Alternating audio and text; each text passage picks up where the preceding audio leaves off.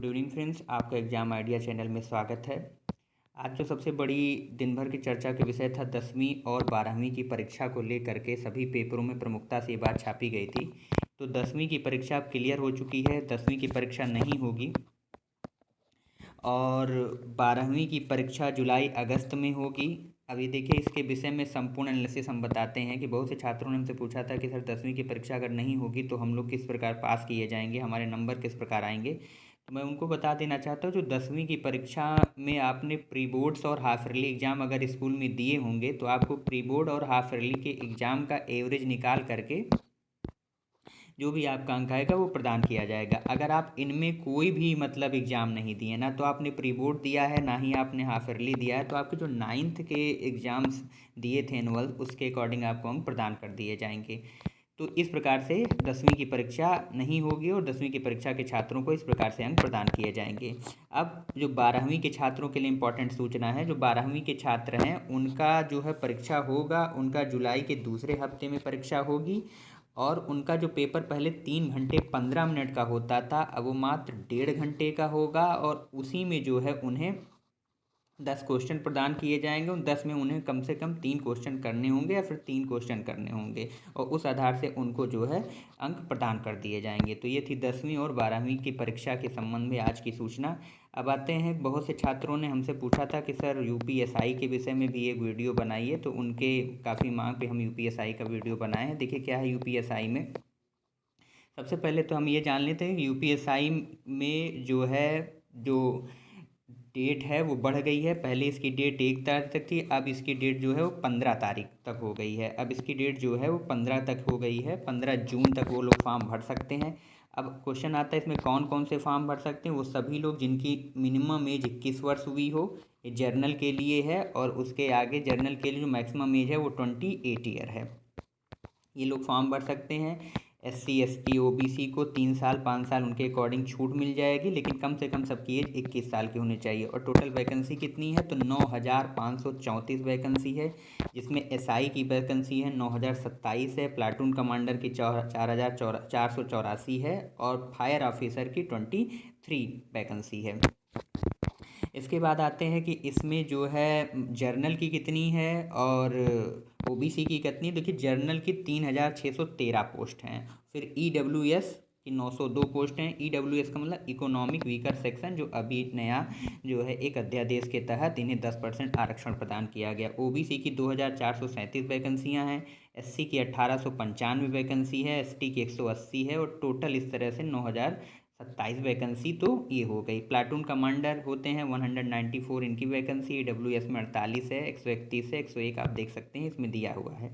इसके बाद है कि जो जर्नल की और OBC इनकी फिजिकल एजिबिलिटी क्या है। तो देखिए जर्नल, OBC और SC सबकी फिजिकल एजिबिलिटी एक ही है। हाइट 168 सेंटीमीटर मिनिमम होनी चाहिए, जो चेस्ट होना चाहिए वो 79 से 84 होना चाहिए और उनकी जो रनिंग है 4.8 किलोमीटर की रनिंग उन्हें 28 मिनट में पूरी करनी है। इसके बाद जो ST में मेल हैं उनकी जो हाइट है, उन्हें हाइट में छूट प्रदान की गई है, उन्हें 160 सेंटीमीटर की हाइट होनी चाहिए, उनका चेस्ट 70 से 82 होना चाहिए और जो उनकी रनिंग है, रनिंग उनकी भी सेम वही है। फीमेल में जर्नल, OBC और SC की जो फीमेल हैं उनकी 152 सेंटीमीटर हाइट होनी चाहिए और जो रनिंग है वो 2.4 किलोमीटर 16 मिनट में उन्हें दौड़ना है। फीमेल जो ST हैं उनको भी हाइट में छूट प्रदान की गई है, 147 सेंटीमीटर। ST का मतलब होता है सुबुल ट्राइबन यानी आदिम जनजातियाँ, और इनके लिए जो चेस्ट है फीमेल के लिए, दोनों के लिए नॉट अप्लीकेबल है, वो ज़रूरी नहीं, उसका कोई माप जोख नहीं है। और 2.4 किलोमीटर रनिंग चाहिए 16 मिनट में फीमेल को करना होगा।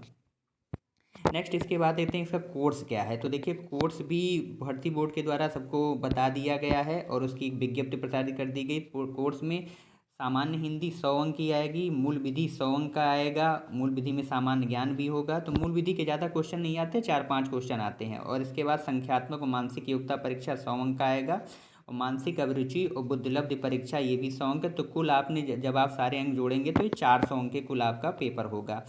अब ये 400 अंक का होगा तो प्रश्न ये उठता है कि एक क्वेश्चन कितने अंक का होगा। तो एक क्वेश्चन मैं आपको बता देना चाहता हूँ 2.5 अंक का होगा।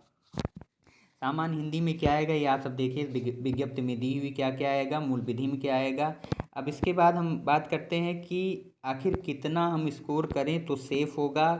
और ये मैं क्यों बताऊंगा आपको, क्योंकि मैं 2016 की भर्ती में अपीयरेंस हुआ था और जो है उसमें मैं पास भी हुआ था। तो जो जर्नल की कट ऑफ गई थी वो 90 क्वेश्चन गई थी, 90 से 95 क्वेश्चन के बीच में जर्नल की कट ऑफ गई थी।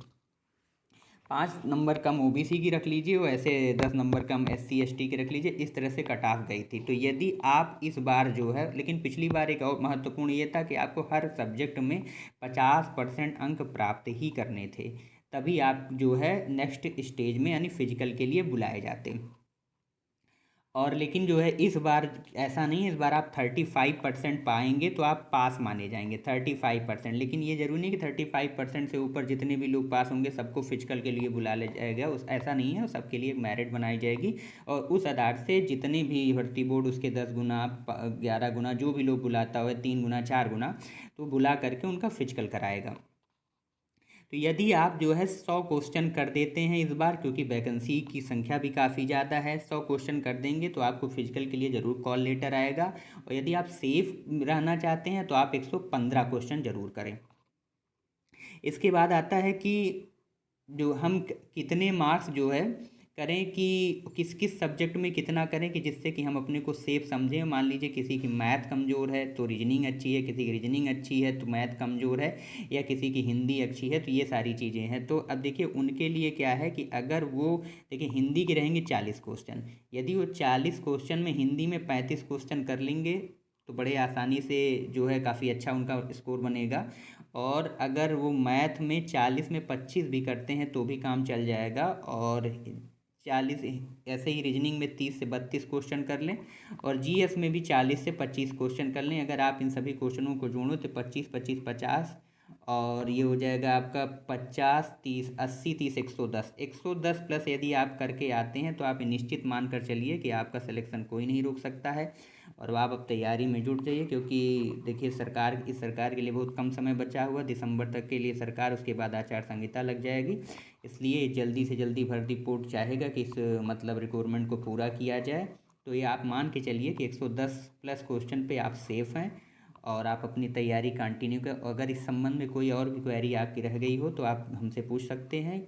और मैं ये सब क्यों कह रहा हूँ, क्योंकि मैं 2016 में अपीयरेंस हुआ था और मैं पास भी किया था, लेकिन जो है फिजिकल मेरा था तो मेरी फिजिकल उतनी तैयार नहीं थी, इस वजह से मैं फिजिकल से आउट हो गया था। लेकिन रिटन एग्ज़ाम्स इसी प्रकार हुए थे। धन्यवाद। अगर आपको हमारी सूचनाएँ अच्छी लगी हों तो एग्ज़ाम आइडिया चैनल को ज़रूर सब्सक्राइब करें और शेयर करें। यदि आपको और भी कोई क्वेश्चन यूपीएसआई से लेकर के है तो आप कमेंट बॉक्स में कमेंट करके पूछ सकते हैं, मैं उनका रिप्लाई ज़रूर दूंगा। धन्यवाद।